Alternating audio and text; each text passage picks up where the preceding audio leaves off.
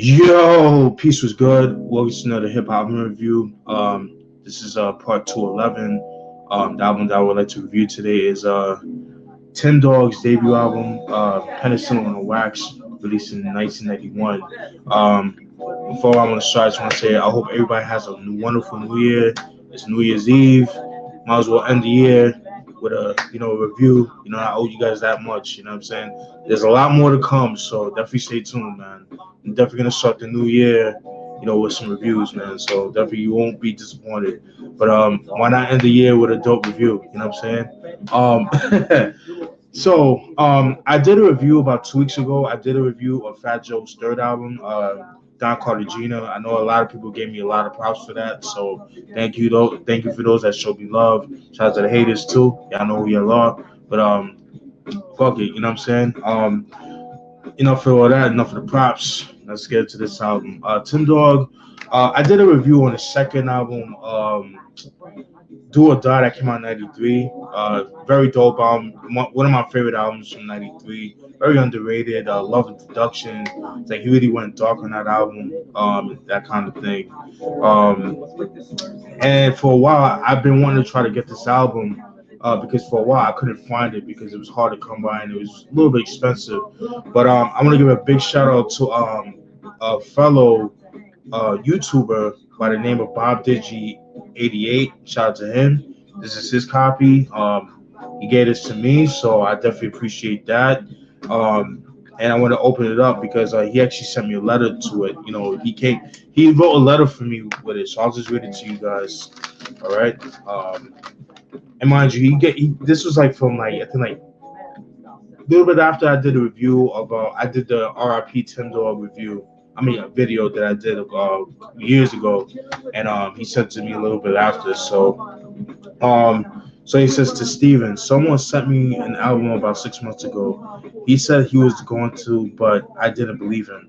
When I received it, I said to myself that if I get the chance to do it for someone, I would. So here you go. Hope you enjoy it. Your vids are cool. You got a cool attitude, and you're a true hip hop head. Take care, Bob. So shout out to you, man. I don't know where you are, man. I think he's from England, if I'm not mistaken. He's from the UK. But I'm not sure if he's active on YouTube. But if you are, this is for you. This video is for you. It was only right. And I do have a couple copies of this album I bought over the years. Got it for like dirt cheap, like, and I got it, digging it around and stuff like that. But I thought it was only right that I reviewed this album, the one he gave me, since he gave it to me. It was like the first copy I got. All right, but enough of that. I'm gonna get to this album, like I said. For those who know who Tim Dog is, he's an MC from the South Bronx, New York. He's known for his affiliation with Ultramagnetic MCs. Although for years I always felt like he was, somewhat of a, official member of Ultramagnetic MCs, kind of like with Big Noy with Mobb Deep, Teflon with MOP, that kind of thing. But at the end of the day, they're affiliates and stuff. So, but yeah, man, got his start back in the late '80s. For his first appearance on Wax was on the song Chorus Line off the critically acclaimed album Critical Beatdown by Ultramagnetic MCs. Definitely one of the best albums to come out in 1988. Very slept on, but it definitely has like a cult following. Excuse me. Yeah. So, and then 1991, he dropped this album. Very controversial album to say the least. The title, Penicillin on Wax. Today you wouldn't be able to put out an album like this, especially with a title like that. Especially how everything's so PC nowadays. It's just not happening. It's also controversial because he was like one of the first cats, if not the first cat, to pretty much share his criticism towards the West Coast, because at that time West Coast gangster rap was reigning supreme. You know what I mean? Like East Coast was kind of like left in the dirt, because at that time in the late to early 90s, East Coast hip hop was mostly either lyrical hip hop, or it was on the Afrocentric type of things. You know what I mean? Like, Rakim, or Eric, Brand Nubian, KRS One, and that was like the norm for East Coast hip hop at the time. You know what I mean? You had a couple, gangster rappers, but that's what it was. But then gangster rap out of the West Coast started reigning supreme. So, you know what I mean? And then he kind of like spoke his criticisms towards that throughout this album. So, so yeah, so I have to talk about this, and yeah, man. So I've been wanting to review this album for a while, so how to do it. So this is what the album looks like. You see, Tim Dog, you know what I mean, posing, got the ill Dookie rope chain, ill high top fade. I'm gonna have to rock the Ray Bans, have the skin fade. You know what I mean? I've always wanted a high top fade, but um, years ago, but my father would not allow that for me because I grew up in a Haitian household, and if you guys know about Haitian parents, they're very strict. So you already know. And no, I don't speak Creole. I wish I did, but got rest peace, my dad, man. Um, yeah, man. So this is what the album look like, pretty dope. Then you got Tim Dog just posing without his glasses. All right. There's I believe three singles with the album. The one is Fuck Compton, Step to Me, and Bronx Nigga. Those are the singles of the album. Open it up. Yeah, I got the letter. Let me take that out. That's what the CD looks like. All right. Take it out. Pretty much. Gotta go to the album credits, like the songs, I think like the shout outs and the production credits and stuff like that. Pretty cool. All right, so that's the album. All right, I'll get down and go through some of the tracks, but production is done by TR Love of Ultramagnetic MCs, Mo Love um, also from Ultramagnetic MCs, Tin Dog himself, a cat named Bobby Crawford, Luis Flores, and Ced-Gee. All right, those are the producers of the album. All right, that's pretty much it, man. And let me go through some of the tracks. Before that, let me get a swig of water.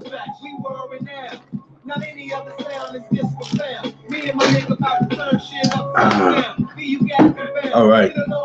So I'll get down and go through some of the tracks. All right. So track one is the intro, very controversial track. With this one, there's a controversy towards that because of the fact that the beat that he used contains a sample of NWA's Prelude song, the dun dun dun dun dun dun dun dun dun. Well, he used that sample to get at NWA. They just him talking shit. They had like various people talking shit about NWA. Then he threw like a little verse and stuff like that. But and eventually Grand Finale was used. That song Grand Finale with DMX, Nas, DMX, Method Man, Ja Rule, on the Belly soundtrack used that same sample as well. But Tim Dog himself actually got sued for that, and so I think in the second press of the album, yeah, sorry about that. Yeah, so I think in the second pressing, he got rid of that one, and then in the background it's just like the really menacing bass line, and it's like an alternative intro, alternative version of that song of the intro. I actually prefer the alternate version. Like it really sounds more dark and sinister. I'll post it down in the description box. But this one doesn't have that, unfortunately. It has the one with the Prelude sample. But yeah, man. Yeah, I really enjoyed that. Kind of sets the tone of the album. It has a really dark, sinister feel to it. I really enjoyed that. That's intro. Track two, Low Down Nigga. Love that. I love the beat for that. Dope use of the Nautilus sample. Uses the same part that Onyx used for Throw Your Guns in the Air. The ding, ding, ding, ding, ding, ding, ding, ding. It used that same sample, that part of Nautilus. But yeah, man, I love that. My complaint is a little bit too short, in my opinion. Definitely one of my favorite tracks of the album. I wrote a line when he says, I like the line when he says, I've better go slaughter, sort of caught her, brought her daughter to, he can't afford her. I like that. That was pretty dope. You know what I mean? But Low Down Nigga, love that joint. One of my favorite tracks. My only complaint is a little bit too short. That's my opinion. It's about a minute and 53 seconds long, too long or too short in my opinion, but it is what it is. That's Low Down Nigga track 2. Uh, track 3, Robin Harris shit. It's just a skit, him just just he just recorded a skit from one of his stand-ups from back in the day. Rest in peace to Robin Harris, man. I miss that dude.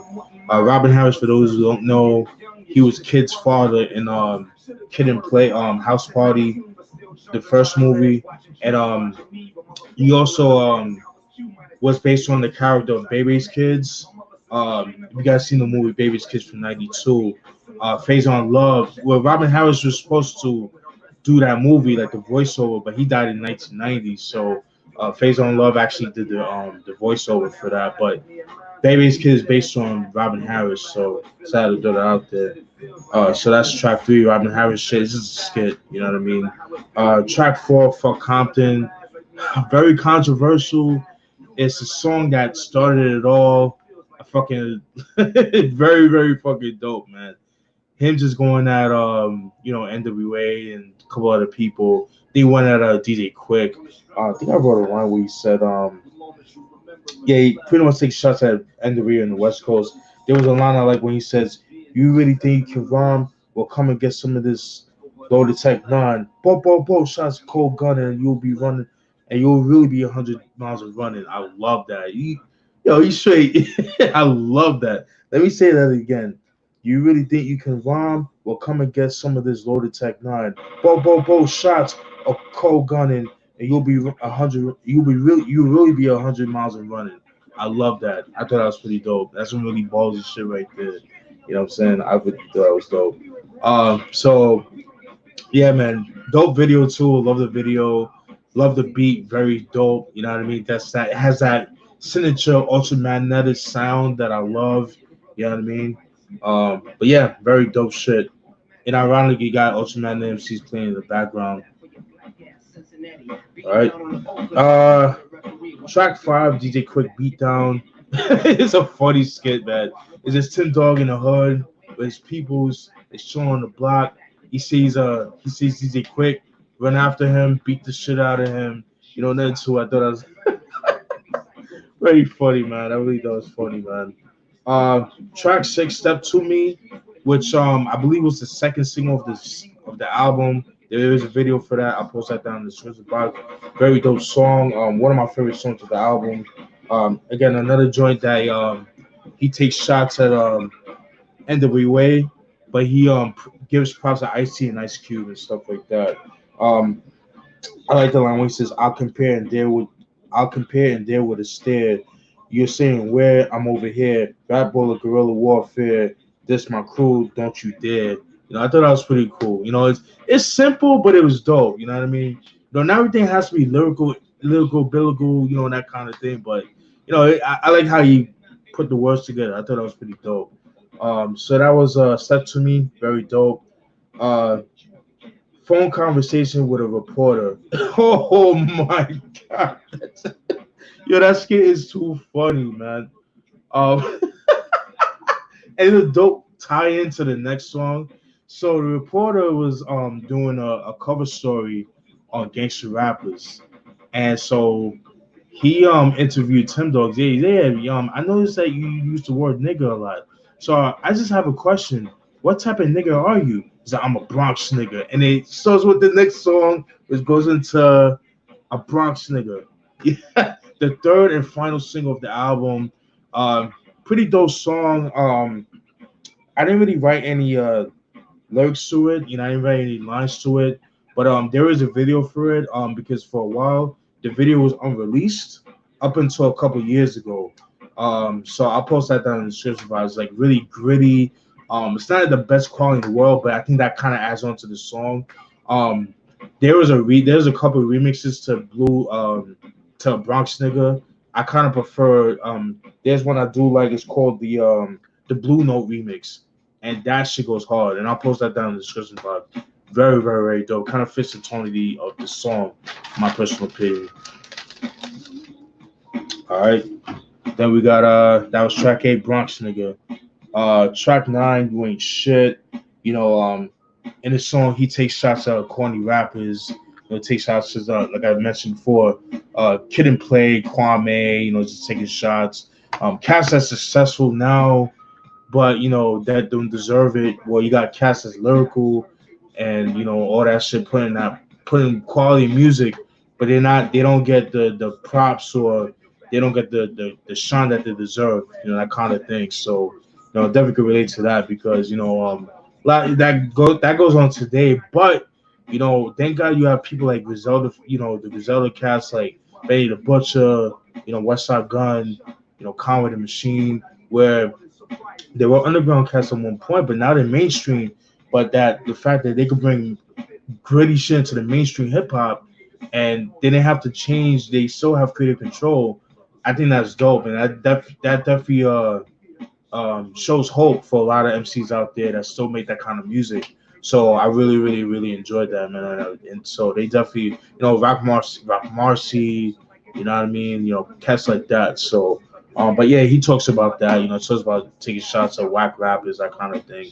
Nothing to it. It was a cool track. Track 10, I ain't taking no shorts. Pretty dope song. In this song, it's kind of a conscious track. Something different from Tim Dog.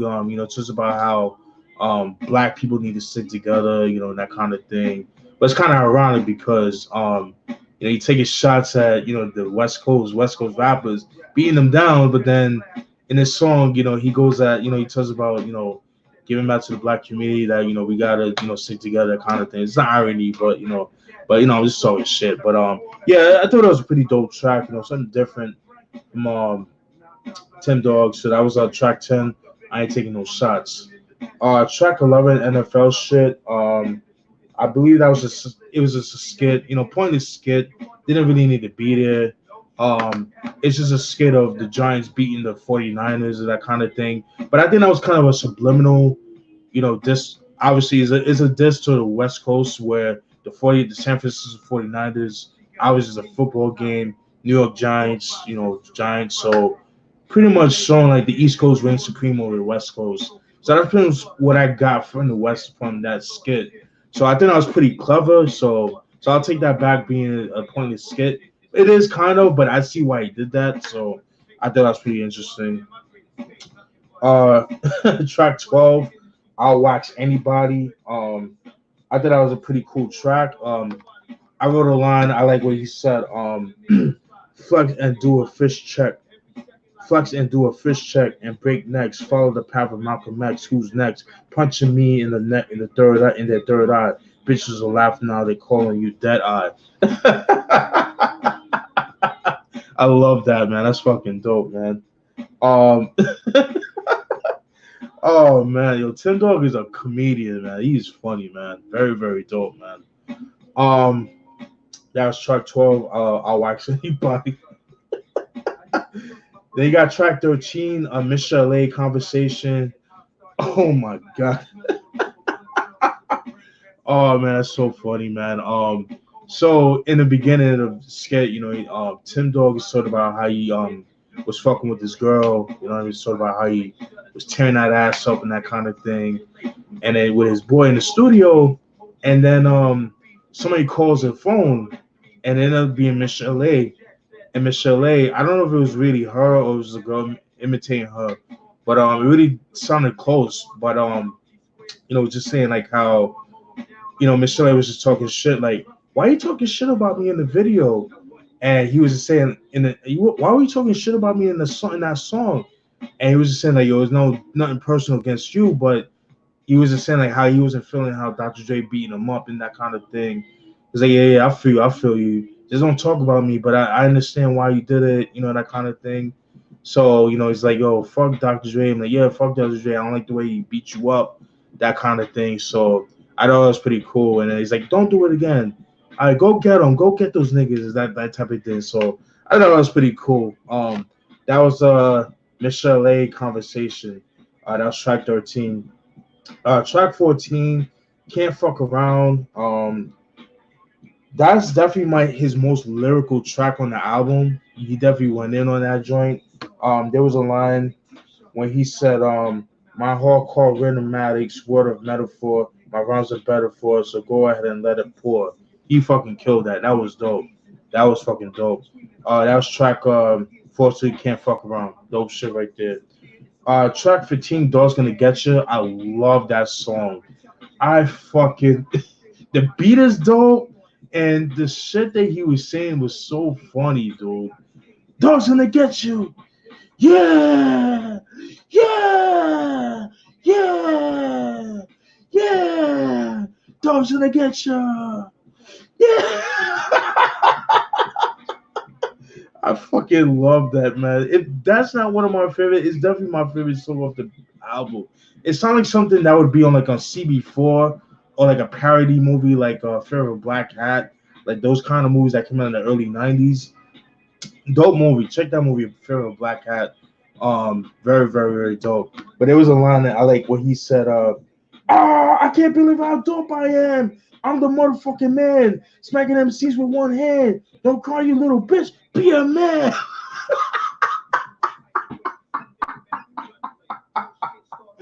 Oh shit! When I first heard that shit had me rolling. Yo, Tipto low key's a fucking comedian, man. Like he's one of those dudes. If he tried to be a comedian, like I said, a comedian, he would be funny.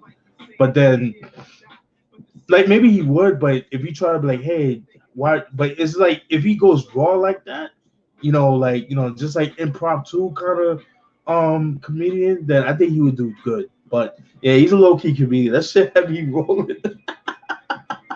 I love that shit. That was track 15, Dog's Gonna Get You. Track 16, Going Wild in the P Now. It's just him talking about talking about what it is like to be in prison. He's like, fuck prison. I ain't trying to be in prison. Did I write anything? Yeah, I did. I like the line where he says, facts don't wax with hard tracks, never relax, so call me Mad Max. That was pretty cool. That was pretty dope. So that was track 16, Going Wild in the P Now. Track 17, Get Off the Dick. Um, and it just in this song, I didn't write any lyrics to it, but he just talks about all these groupie chicks that before he got started, they would play him that kind of thing, but then now he's on, they want to be on his dick, so hence his song, Get Off His Dick. The song title, Get Off His Dick. And that happens all the time. And you don't even have to be a celebrity if you're making it and like whatever, like you got the nice car, you got the nice house, you're making it, especially nowadays, how people flex on social media. They see you popping now, like, oh, I want to be part of you, I want to be with you, and that kind of thing. It's like, nah, nigga, fuck off, man. So I could definitely relate to that. You know what I'm saying? Because you got people that that try to play me, that then give me no shine.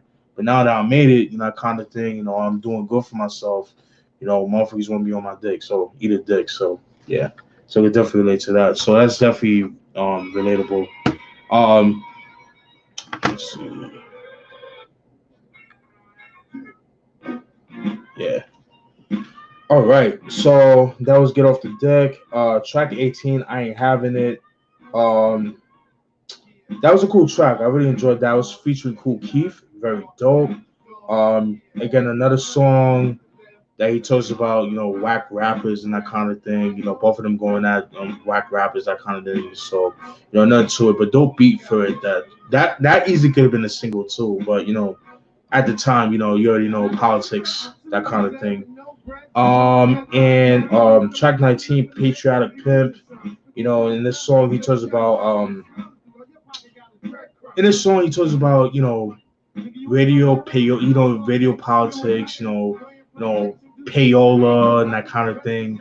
Radio is not playing certain songs, that kind of thing. Kind of like how it is today, where they'll play what's hot today. Everybody with this trap shit. That's what they'll play. They won't play. They're not versatile when it comes to certain stuff. Like they won't play the underground stuff. They'll play only the commercial stuff because that's what's popping now. And that's what makes money. And it sucks. And he talks about that too. He talks about payola and DZs being suckers and that kind of thing. So that's track 19, Patriotic Pimp. And track 20, Secret Fantasies. Very dope track. It featured Kool Keith. In the song, they talk about R&B singers that they would fuck. This is way before Biggie did it. With Dreams of Fucking R&B Bitch. Tim Dog did it first. On this album, so I decided to adjust that. In the song he talks about fucking and Vogue, and I think Wade Houston he mentions and stuff like that. But I think definitely in Vogue was definitely mentioned on that. Cool Keith definitely goes in. In the beginning, he talks about, yeah, remember when me and the boys used to go to porno magazines and jerk off to masturbate to magazines and videos. I'm like, yo, my nigga, like, I hope you didn't do it together, like, you know what I'm saying? But but that's real shit though. Everybody did that shit. But I mean, obviously not together. You do it by yourself, but that kind of thing. But yeah, like I said before, like he did this way before Biggie did it back in '94, called "Dreams of Fucking R&B Bitch." So it's really called Dreams, but the hook is called "Dreams of Fucking R&B Bitch." But Tim Dog and Kool Keith did it first on this album. He was the first to do that. So had to throw that out there. Overall, very, very, very dope album. Love this album. Definitely one of the best songs to come out in '91. My personal opinion. Um, it's an album that has like a cult following. You know what I mean? And another reason why I wanted to review this album too was because um, after I did my video for the RP Tim Dog, I seen a lot of idiots saying that he's not dead. Yes, he's dead. Kool Keith himself said it. For those who didn't know or don't know, Tim Dog died on Valentine's Day of 2013. He died of complications of diabetes. He had a stroke. No, he had diabetes for years, and he suffered a seizure, and then he died from that. So he died from complications of diabetes and stuff like that, man. And a lot of people know about the story of him being a con man, him conning this woman of thousands of dollars, that kind of thing. So, which is unfortunate, you know what I mean. But like I said, Kool Keith himself said he's dead. So just let that rest. So he is dead. He's not. Next thing you guys gonna tell me, oh, he's chilling with Pac and Cuba and shit.